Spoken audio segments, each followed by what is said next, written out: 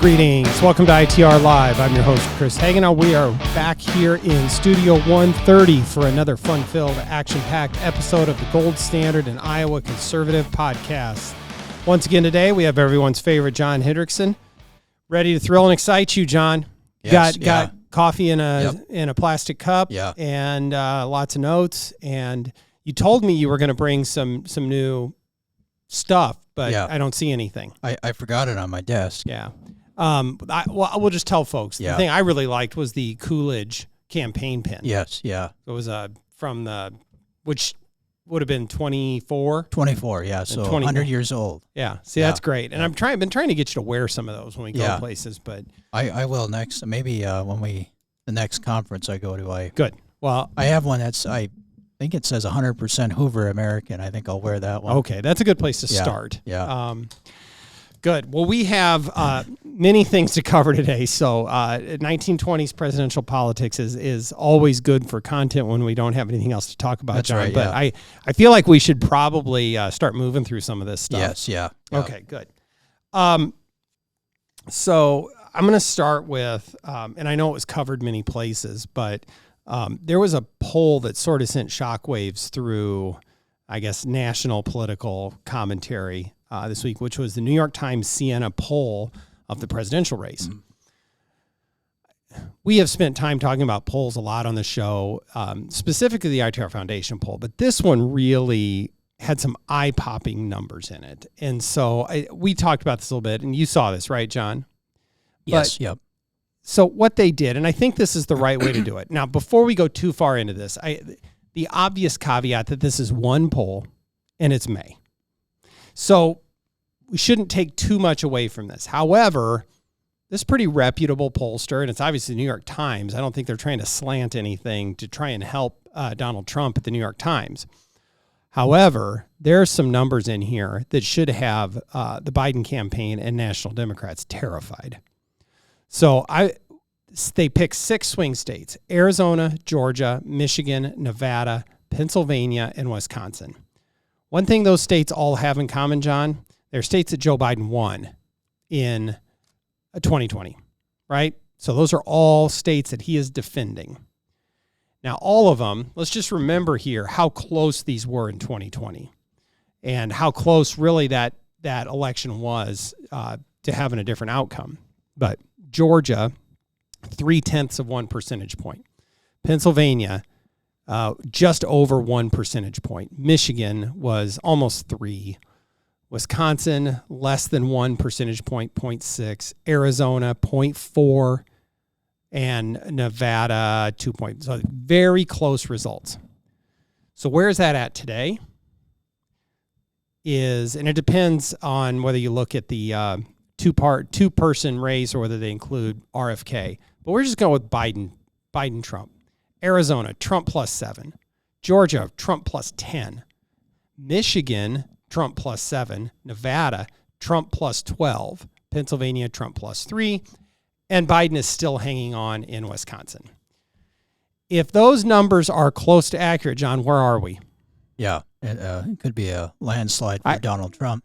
Yeah. Now, do I think these results hold like that? Do I think that Donald Trump's going to win Michigan by 7 points? No, I do not. But these should terrify the Biden campaign. Interesting. I saw an article this morning. I should have brought it in, but it was Biden's going straight out of FDR's playbook, and his budget is, interesting enough, his budget is dumping tons of taxpayer dollars on these swing states. Yeah. And trying to buy votes. And look, money matters in politics, whether we want it to or not. And Democrats and the Biden campaign are going to have a lot of money. They'll probably end up outspending Trump and Republicans. It's sort of because, as we've talked about, I think a lot of times at the national level, Democrats have become the party of big business and the wealthy elite. Yeah. But and they're very good at milking those donors and even driving it down to the local level, which I want to get to in a minute. But the other thing that's interesting is the how he's trying to pivot his campaign to outflank Trump on a few issues. and I hope people aren't going to buy it. One is immigration. Yeah. And then the other one is just yesterday he announced tariffs going on electric vehicles as well as steel and aluminum.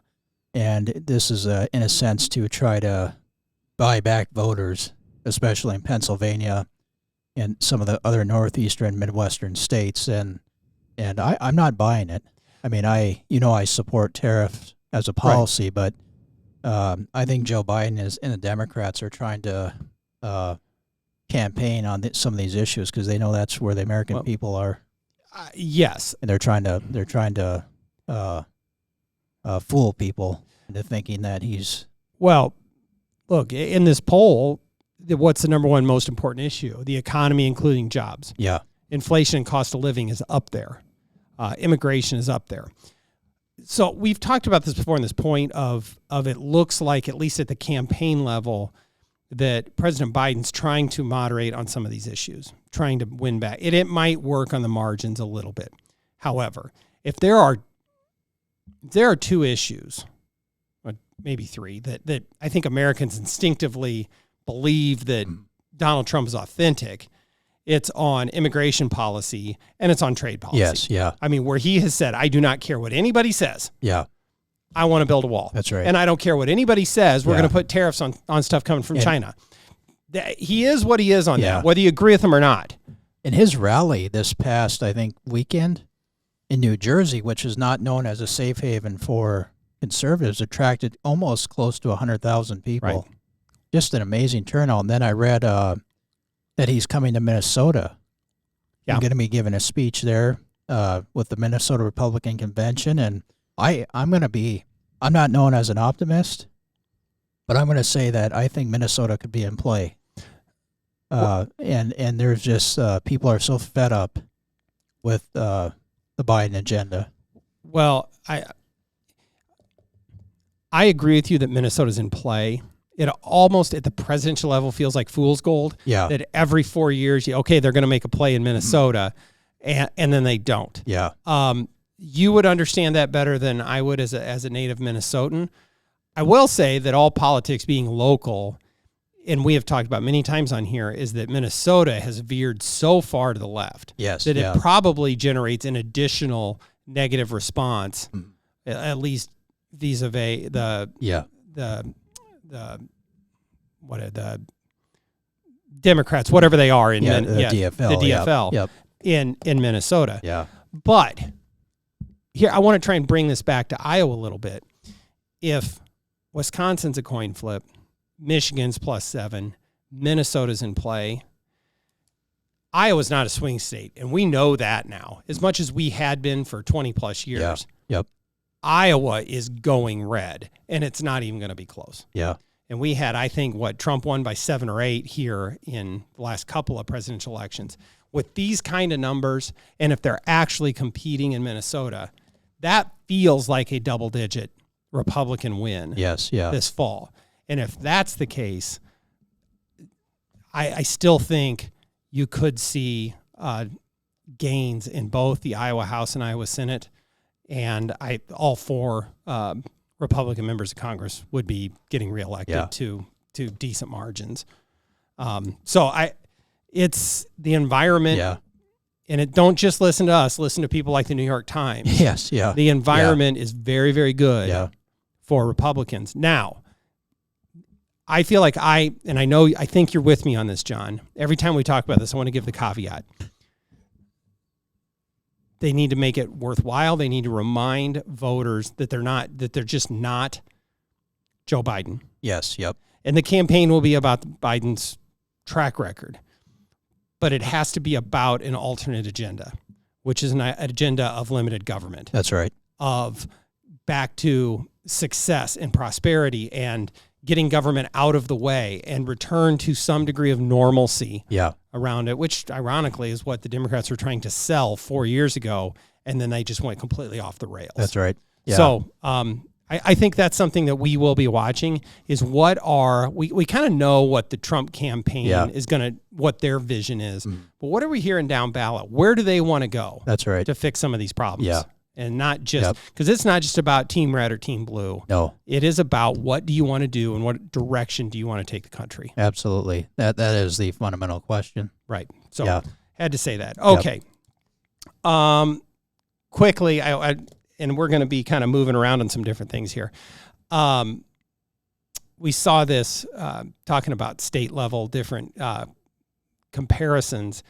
I just got to mention this. This bit from Platt Institute, John. So this is, and you saw this as well. So our friends in Nebraska at the Platt Institute, and we've talked about the competition between states. But here is, so again, don't take our word for it. Let's say what is the free market think tank, that's what Platt Institute is in Nebraska. What are they saying? And on the issue of property taxes. Nebraska lawmakers have focused on the property tax in 2024. It is crucial to ensure all funds for property tax relief are delivered in full by enacting strict caps on property taxes. Here's a couple, and now we're really getting to the good stuff. Nebraska lawmakers should anticipate Iowa's income tax becoming more competitive every year. With such a competitive landscape, there's not a dollar to spare on subsidizing local spending while surrounding states accelerate tax relief. They're talking about Iowa. That's right. Yeah. What's the message there, John? I mean, what's the takeaway for us Two messages. One is Iowa is the tax reform leader in the Midwest. The gold standard. Yeah, the gold standard. Yeah. And other states are paying attention. And the other message is that do not, and what is the word that they used? Subsidizing local spending. Yeah. The state should not be subsidizing local government spending in the name of property tax relief, and this is something that, especially thanks to the Iowa Senate, that was stopped here in Iowa. And so I think those are the two messages coming out is that, states are in competition. Iowa has done a lot of good things on tax reform. In fact, I would still say that we have done the most historic tax reform. I know it's coming in waves, but you think we had once had, I think, close to 13 brackets at one time. Mm-hmm. And then just with the flat tax, we went from 9 brackets down to now just next year will be a flat 3.8. That's pretty significant. Yeah. Well, I think look, the folks in Nebraska see what we're doing to be more competitive. Yeah. Oh my gosh, Iowa, they're outflanking us and they keep doing it year after year. Yeah. And guess what? We're going to keep going. So, and if they want to keep chasing us, that's fine. Yeah. But we're out there leading the way in the Midwest on tax policy. The other thing I want to just mention is that I had a debate with someone between Governor Reynolds and the Nebraska governor. And they were, this person I was debating was saying that their governor was more conservative than ours. And I said, well, I beg the difference. And just one example of that is he's had a lot of rhetoric of cutting spending. But I think Governor Reynolds has actually, done a good job with conservative budgeting, but also just one issue, and that was with the federal food program. Yeah. Governor Reynolds turned that down. Nebraska governor caved. Yeah. And after pressure, took that money. Yeah. And so I take my hat off to our governor. I mean, she's done some really good things and is really a national leader on fiscal policy. Yeah. No, she is. And I think too, look, they have the same, it might be a sort of tension point in Nebraska that we do here. And it's sometimes it's urban rural, but this property tax versus income tax and what should we be cutting? And everyone hates property taxes. Yeah. But Nebraska is an even more rural state mostly than Iowa, and they have to fight that battle inside their legislature. They do, so that's what they're talking about here. Yeah. And strict caps on property taxes being the real solution, which we are. But this idea, and I hadn't heard it phrased quite like this. I mean, I just can't quite get off this. But when you use it, they have the capacity to provide tax relief in Nebraska with a surplus like we do here, maybe not as much. But if you use those dollars to bring down property tax rates, that's what you're doing. You're subsidizing local spending because you've done nothing. That's right. To fix the problem. Yeah. If you use those dollars and shrink state spending through the income tax, that's dollar for dollar into Iowans' pockets. Yeah. But if all you're doing is buying down local property tax rates, that's just a shift. Yeah. That's just telling Iowans, well, okay, you can pay more in income tax so that you can save some in property, and it doesn't deliver relief. That's right. And so this idea that if we're going to devote resources to tax reform, it cannot be to subsidize local spending. And I'm going to stay on that for a while, John, because I think that is significant. Yeah. I think it's something that Iowans, I think our policymakers need to understand that we can't just cover up their spending. That's right. Well, and you made this point similar in your remarks to West Side Conservative Breakfast Club last week when you reminded the audience that it was in 1934 that we adopted the both the income and the sales tax as property tax relief measures, and what happened? Yep. You know, all those taxes went up. Yep. And we've seen, okay, one more thing on this idea of property tax caps and limits. We've seen time and again, most recently through the county mental health levy, they will spend it. If all you do is take away the obligation, they're just going to keep, not all of them, but I mean, in aggregate, they will spend through it. And it's up to the legislature to deliver real relief down the road through through limits. That's right. Our colleague Dan shared with me this weekend a great tweet that our friend Grover Norquist. I retweeted it. Oh, did you? John. Okay, I did. yeah, that yes. was awesome. It was just basically what Grover said was that the real solution was capping local government spending, putting a spending limitation on, and he was absolutely right. Yep. Well, we're gonna stay on that. I promise, and we're gonna make the folks at Platt as envious of what we're doing as possible. Absolutely. Okay. Yeah. Good. Okay.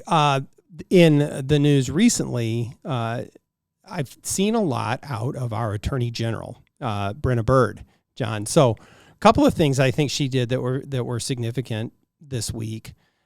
She was announced a new task force to combat anti-Semitism in our higher education, and I think that's a really good thing. I think it's something that we need to start calling out, and as General Bird says, it may not be as big a problem here as you'd seen on an Ivy League campus, but we have to stop it before it starts. That's right. Yeah, and this is a serious problem. Yeah, and so she's been very out front on this, and I appreciate that. I think we've seen General Bird continue to be unafraid to take on tough issues. Yeah, and to make a mark, which is exactly why she got elected. So kudos to her on that. Also this week, General Bird visited the Donald Trump trial in New York, and as a show of support. That one made the left mad, Yes, John. yeah. So in fact, I noticed when I was having my lunch, I just happened to get onto the Des Moines Register page, and they already had published about a dozen letters to the editor. I saw this. I'm glad you brought that up. I mean, give me a break. Yeah. Oh, let's just turn the outrage machine on here and That's see right. how many people we can get come on. And it was all of the over the top hysterics that you would imagine. Heaven forbid. Yeah. Oh my gosh. It was great. It was great. I'm trying to see if I can find this real quick because it They were having a meltdown. Yeah. And that's what it is. Yeah. It's how dare an elected official speak out on what is purely a political matter? That's right. I mean, this trial is a political witch hunt. It is, yeah. And politicians responding to political matters is kind of what they do. And she made it very clear that she didn't spend tax dollars on this trip. She has a First Amendment right to speak out on these things. That's right. And I want to know where our elected officials are at on these things. So, but this idea Iowans respond, that's not news. No. Oh, let's go see how much the, Iowa liberals are freaking out over the fact that a Republican elected official is supporting the former president of the United States. Give me a break. Yeah. But but I appreciate having an attorney general in the state of Iowa that's not afraid to take on big issues. And yes, yep. This is only the beginning. Mm. That our state's, top legal officer is going to be fighting battles. And I know that the Trump trial isn't necessary yet, but she's been out front on a lot of lawsuits with the federal government. Yes, yep. And that is, frankly, I think a big part of what that job is going to be going forward, is trying to exert the state's rights against the federal government, against federal overreach. That's and she key. has been all over that lately. Yeah. And I think that's just great. It is. Yeah, she's really a defender of the Constitution and federalism, and also the Trump trials are setting a dangerous precedent of just trying to destroy political opponents. Well, that's absolutely right. And I've touched on this before, John. Call it lawfare, whatever you want, but using the court system to enact revenge or damage your political opponent is an exceptionally dangerous path to go down, whether you're coming from the right or the left. Yeah. Because the end result of that really takes you to a place where democracy itself ceases to work the same way. And if you want to talk about threats to democracy, which I know is a preferred buzzword on the left, let's look at what you're doing to undermine the credibility of our legal system. Absolutely. Yeah. And that's a great point. And using it to punish your political opponents is really, really dangerous for the future of this country. So I will have more to say on that. And I don't want to take a position on these individual cases, individual lawsuits, but there is no question that in aggregate it is political retribution or trying to enact damage on President Trump. But here's the but on this. It sure seems like every time they pull one of these stunts, it ends up backfiring. It does. And you see President Trump's approval rating or favorability increase.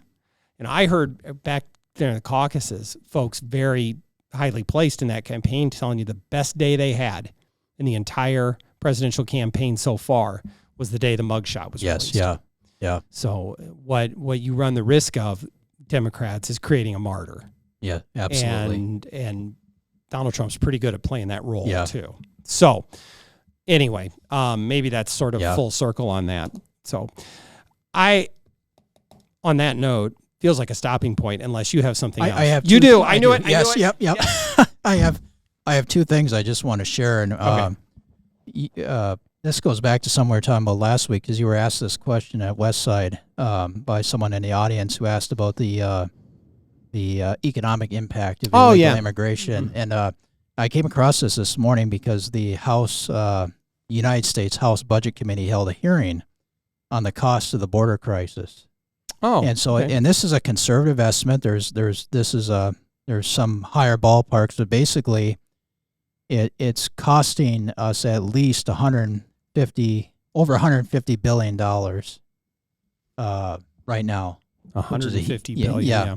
And then I just want to break this down because that's just at the national level, but at the state level, this is impacting taxpayers at the state level, and nationally, states are basically state taxpayers are coughing up $70 billion for K through 12 education costs, and then $22 billion for Medicaid. And then this is from the Federation for American Immigration Reform, which testified, and they did a study looking at the individual states and the cost of illegal immigration. And let's see, they're estimating that in Iowa, and this is an estimate I've seen from, I think Pew as well has said this, that we have a little over 74,000 illegals in Iowa, illegal immigrants. And roughly that is, well, this print is small, looks like almost $240 million is what the cost is to state taxpayers. And that's higher when you take in children. Yeah. And so, I mean, that's considerable amount. I mean, that's just the economic costs of illegal immigration, let alone the other factors that go in. So I just thought that was interesting. And I think it's important. In the point, I'll try and kind of summarize this. Those numbers, I don't believe, include refugee populations. No. Now, many try and conflate the two. Mm-hmm. That the second you talk about the border or immigration, we now are over here having a conversation about Bob Ray and Ty Dom refugees in the late 70s. Those are different things. Absolutely. Now, we can have a conversation about how much and who goes where, but we need to set that aside. Mm-hmm. This is folks that came here without an open door. Yes, yep. $240 million is a lot of money, first of all. That is probably, I don't know, 3 or 4 or 5% of the state budget in a given year. Those are resources that are not going. Look, either they are dollars that could stay in Iowa taxpayers' pockets. You want to talk about underfunding our schools or whatever the criticism is from the left. Those are resources that are taken away from the kids there that are going someplace else. My point at Westside, before we even get into what the border ought to look like, before we have a conversation about who can come in, how many people can come in, can we at least have a grown-up conversation that none of this is free and that we cannot take everyone? Yeah. We can't take everyone across the world. We cannot take every person that's at an economic disadvantage to an American. That's right. Because it's unsustainable. Can we at least everyone acknowledge that when folks come across our border without an invitation, that we are all paying that bill, and it's coming at the expense of other things that we could be doing as a society that are far more productive than being a meal ticket for someone else. That's right. Now, if we can figure that out, then we can move on to a policy conversation about who gets to come in, who are we going to open this to, how do we secure the border. But we can't even acknowledge as a society that we are spending vast sums of money. And I'll close with this because it's probably going to get you fired up again and it frustrates you. That's just the fallout of not policing our own borders. Yes, yeah. Not to mention the untold sums of money that we are now shipping overseas to police someone else's border. That's right. Can we have another hour? Oh, okay. yeah. All right. I just want to mention one more thing, and that's breaking news. Okay. And that is you have been invited to go to a nationally known think tank next week, the Cato Institute, to talk about some of the good policies that have been done in Iowa. So I want listeners to know that. And no, it's going to be fun. So I think that's exciting. It's going to be fun, and hopefully, it's going to be a lot of fun, and hopefully we can recap some of that and go over some of that here on the podcast again after it. So I'm excited. We'll get a chance to do that, and another chance, and we are always for this, to showcase what Iowa is doing on the national stage. Absolutely. So, yep. All right, John. Well, thank you so much. Thank you, everyone, for joining us. Don't forget to like and subscribe. Tell all your friends. And with all of that, we will see you next time on ITR Live.